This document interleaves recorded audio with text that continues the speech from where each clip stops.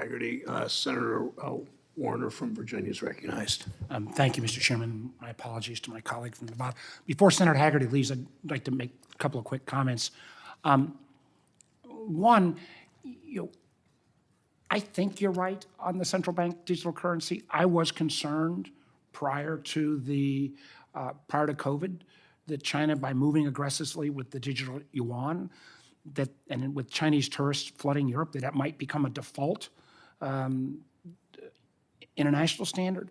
Mr. Chairman, I think we had hearings on this earlier. I think it would be time to revisit it. I don't feel this maybe as strongly as Senator Haggerty, but I sure as heck would like to get further educated. I know we've looked at this from the Intel side, but I would hope we would. Senator Warner, I certainly respect your opinion on this too, and you have a different perspective in your role as chair of the Intel Committee. In our role in this subcommittee here, in the Banking Committee, I think it's time to revisit. And I do want to actually mention, again, Senator Haggerty's point to Dr. Kugler. It's nice to see you, but your colleagues who I've had the chance of supporting in the past, I think we got to have appropriate safety and soundness standards. But I do worry when we've got as aggressive a monetary policy we have at this moment in time, that if there's not a phase-in on some of these new capital standards, we could have the perfect storm of these two entities intersecting and dramatically decreasing access to credit at a moment when we've got large segments of our economy, commercial real estate in particular, could really be hit hard. So I do hope, recognizing that this more falls into Vice Chair Barr's standpoint, that intersection, and I just worry that this could be that time when monetary policy and safety and soundness, both on their own, might be worthwhile and appropriate, but could have an intersection point on access to capital. And that, Dr. Kugler, is going to lead me to my first question for you, and congratulations on your nomination, because I know Dr. Cook and Dr. Jefferson, to a lesser extent, we talked about this issue, which is near and dear to my heart, and a whole lot of us on this committee, and that's access to capital issues for underserved communities. Was very proud of the fact that working with then Chair Crapo, maybe not then Chair Crapo, but during the Trump administration, we actually got $12 billion, $3 billion in grants, $9 billion in Tier 1 capital for minority depository institutions and community development financial institutions, CDFIs. We've now created a caucus that continues to grow. I think we're up to about 20 bipartisan members.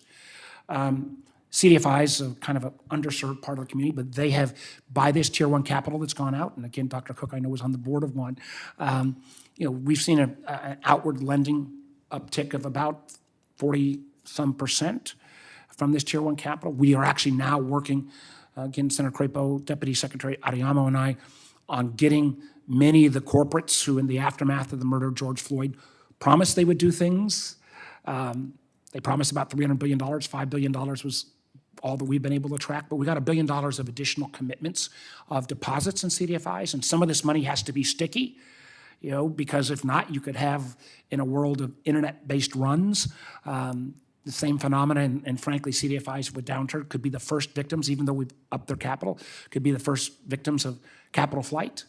So trying to get these companies with large balance sheets to put at least a year-long capital into CDFIs. This is quickly turning into a monologue, not a question, but I know your colleagues are already supportive. You, as a labor economist, I hope and would believe would have a strong interest in making sure we have access to capital across all communities, and particularly Black and brown communities bore the brunt of COVID, their businesses. So could you, in this last minute, address that issue of CDFIs and MBIs and their role in the overall lending environment in the country?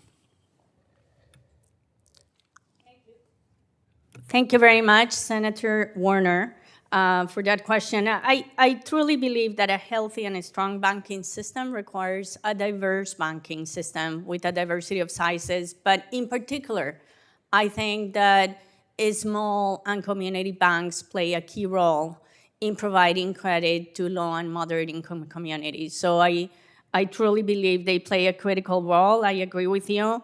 I think additional resources are important for CDFIs and MDIs and WDIs as well as technical assistance, but also ensuring that they're not overburdened. So I think there are many ways to support CDFIs, and I would certainly work to support them.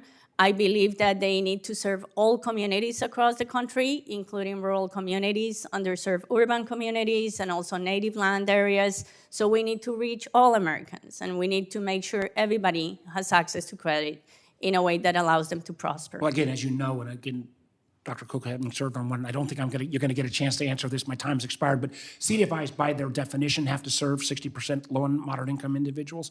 While I applaud a lot of our community banks, CDFIs have a much greater focus, and I think they need that extra support. And thank you, Mr. Chairman.